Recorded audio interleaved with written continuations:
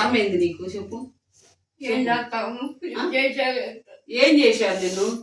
ఇప్పుడు భూమి మీద నువ్వు ఒక్కదానివి కాదు, ఏంది దేశం అంతా పిల్లలు చూడట్లేదు. ఏడో సాటుకు వచ్చి వాళ్ళ దగ్గర నుండి గొడవలు పట్టం ఎందుకులే నువ్వు వచ్చావు.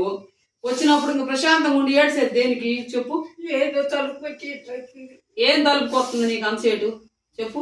నువ్వు సాకేవాని జ్ఞానం వాళ్ళకు ఉండాలి. మరి నువ్వు కూడా కూడా వదిలేస్తే పుట్టినప్పుడు పరిస్థితి ఏంది? నువ్వు వదిలేయలేకనేగా కానీ పెంచి పెళ్లిళ్ళు చేసి ఇయ్యాలా, ఏడుకు ఆశ్రమానికి వచ్చి ఇవాళ ఏడుతున్నావు అంటే బాధ ఎందుకు? నేనున్నాను నీకు.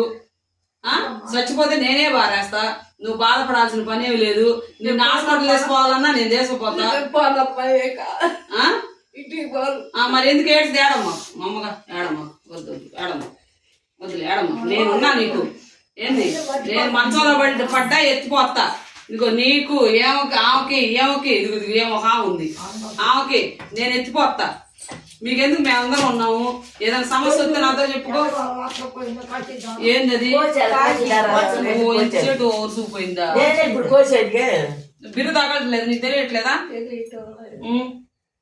మీ ఆయన ఎప్పుడు చచ్చిపోయాడు మరి?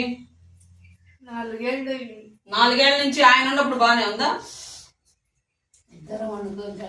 ప్రశాంతంగా ఉన్నారు. మరి ఆ రోజు కూతురు రాలా?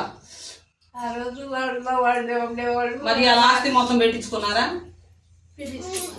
మరి ఆస్తి మొత్తం పెట్టుకుంటే నీకంటూ నీ వాటా నువ్వు ఉంచుకోవడం తెలీదా చెప్పు.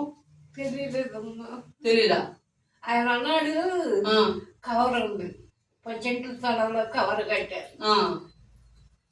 ఆయన అన్నాడు నీ చోట్లకి నీ పేరు మీద వేసుకోవాలన్నాడు. మరి ఇప్పుడు నువ్వు అమ్మేసి నీ పేరు మీద వేసుకోవాలి. ఇవాళ రూపాయి మొత్తం అప్పు చెప్పావు. కూతురికి అప్పు చెప్పావా, అల్లుడికి అప్పు చెప్పావా? తమ్ముడు